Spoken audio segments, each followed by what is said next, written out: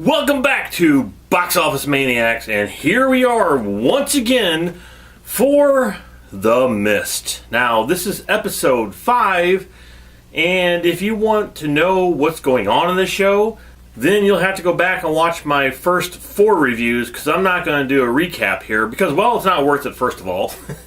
And second of all, it would take too long, really, to recap everything that's happened so far in the show. Now, if you read my text there on my picture, I had put, is this the worst episode so far? And the truth of this is, yes, this is the worst episode so far. And I know it's kind of hard to top with the last other episodes. And it's really disappointing because the last episode, I didn't mind that much. I didn't love it, but it wasn't terrible like the first 3 were. And it was starting, I thought, maybe to get its feet under it and started to go somewhere. No. It pretty much hit a rock-solid stop this week. Alright, so let's get right into it here. So last week we had the military guy get shot in the leg. So they got the only working car in the entire town, or so they think so, and they got in the car to rush off. I was assuming they were going to the hospital, which is what they did, and they got there pretty quick. I mean, in the fog, so I guess they knew where the hospital must have been.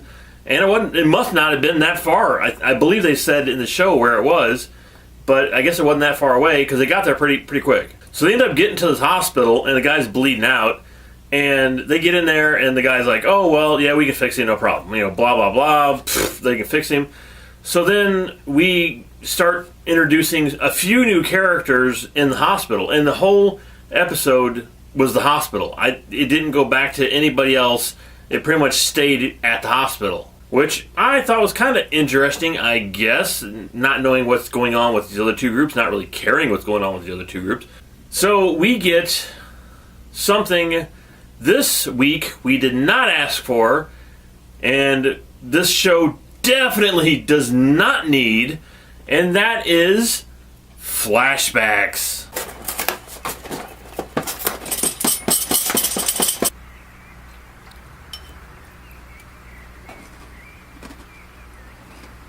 I mean, come on. This show is already slow to the point of, okay, we don't really care what's happening anymore. So why do they need to show us flashbacks on stuff we don't care about in the first place? We're watching the show, people, to watch The Mist, to see what's out there, to see people survive what could be the end of the world.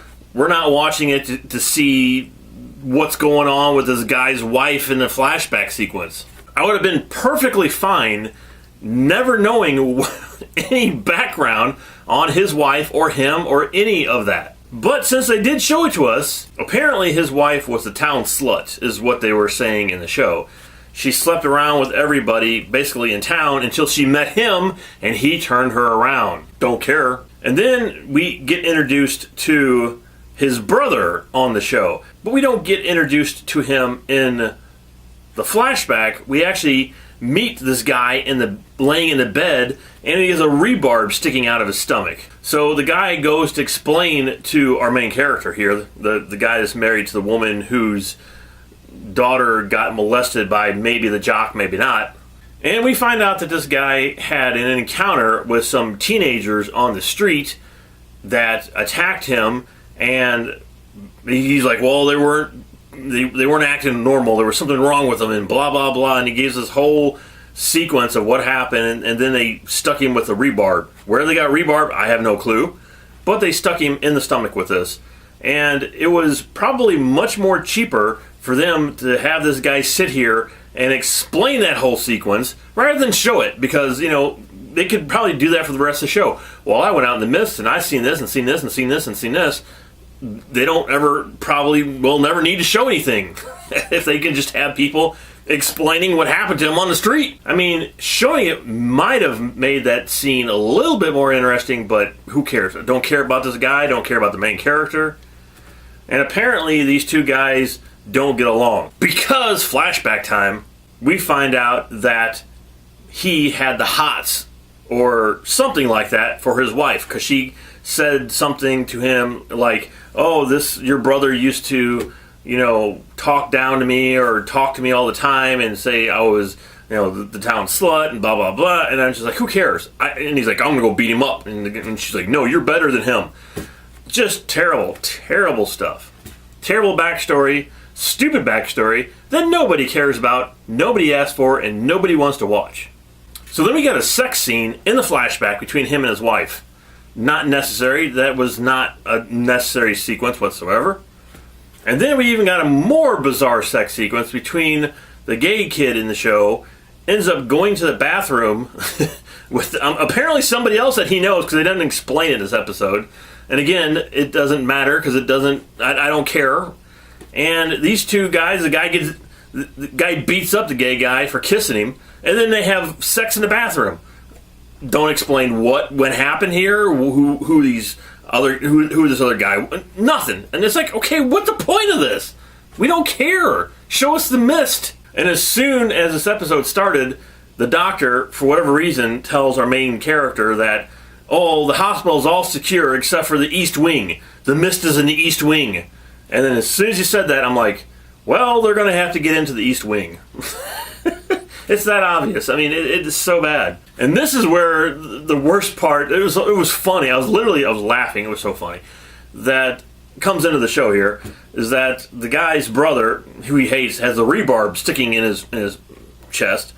And so he's like, calls the doctor, and he's like, well, what can you do to my brother? He's dying. He's going to die. And the doctor's like, well, we can't save him because the surgery area that we need to save this guy is in the East Wing. So he tells the doctor, he's like, okay, well, if I could get him to the East Wing, then maybe I could save the guy. Maybe you can talk me through the surgery, and I can save my brother, and then I can bring him back, and he'll be okay. He'll be a lot better than he is now because he's going to die anyway. If everything else wasn't so bad, that was a point where I'm like, okay, what this reminded me of is one of those old disaster films where the guy is in the airplane, and there's somebody in the tower trying to talk this guy on how to land the airplane. Roger, 114. This is St. Louis Approach. We've been here the whole time. We accidentally spilt some coffee, but it's okay now. Everything's fine now. We're all fine here. How are you? The pilot's dead. The co-pilot's dead. The stewardess is dead. I'm the only one flying this plane. Roger, 114. You are cleared for ILS approach on runway 29er. That's 29er. Uh-oh. I've never flown a plane before, but I think if you talk me through it, I will be able to fly this, and I think I'll be able to land it. Contact St. Louis Approach at the outer marker. What's an outer marker? I don't see any marker. Calibrate St. Louis altimeter to 29er 2. That's 29er 2. What's an abrometer? I don't know what an abrometer is. Oh, wait, hang on. I think I found it. Oh, yeah, I got it. No problem. I got it. The abrometer is set. Pull back on the throttle. Pull back. Pull back. Lift those flaps. Lift them. Lift the flaps. Pull back on the throttle. Give us some gas. Okay, yeah, I just had to throw that in there. Sorry about that.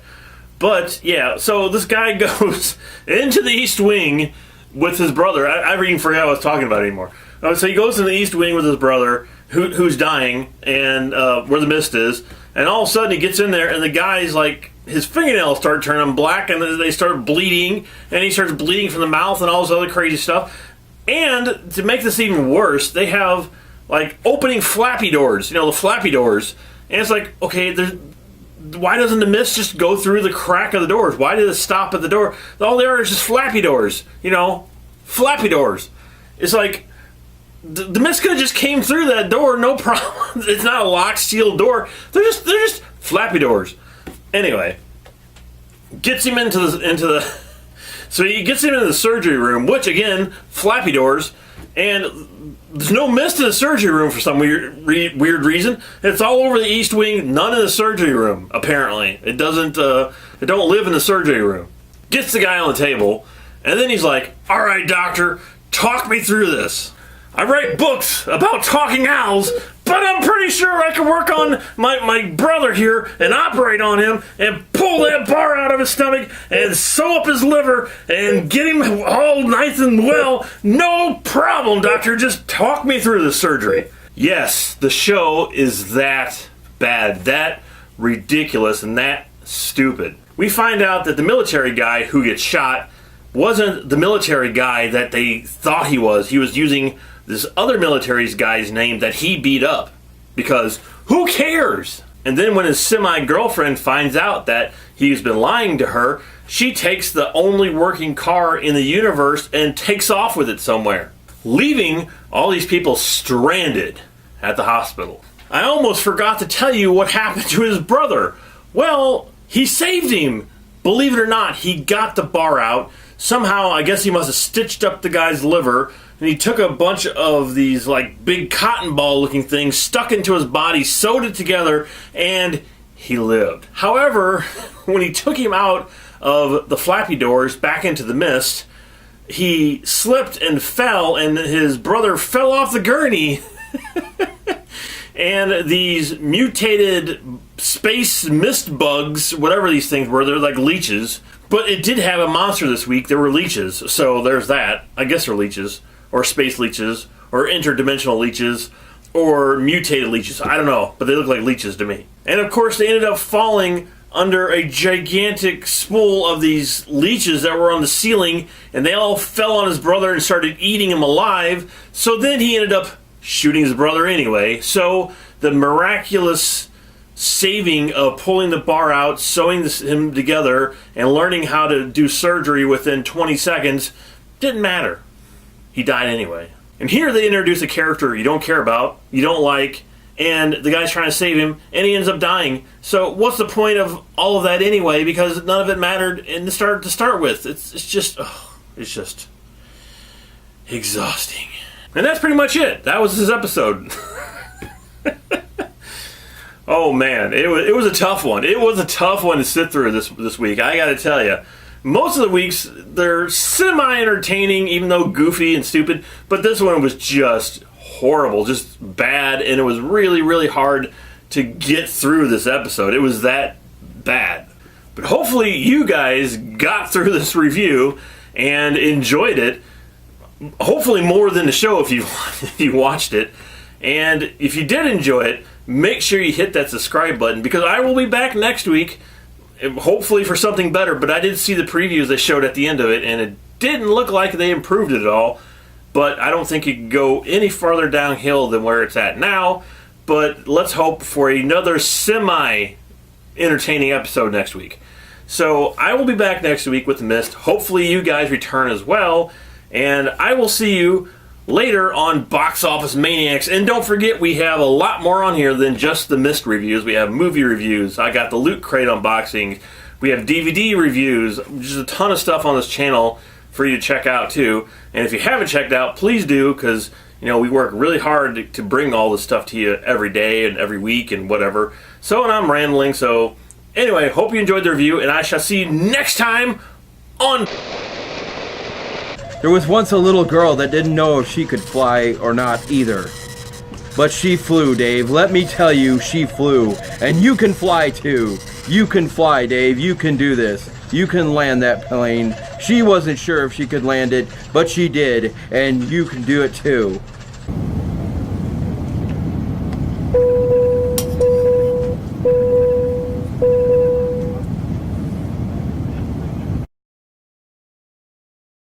Use all your instruments. This is stupid.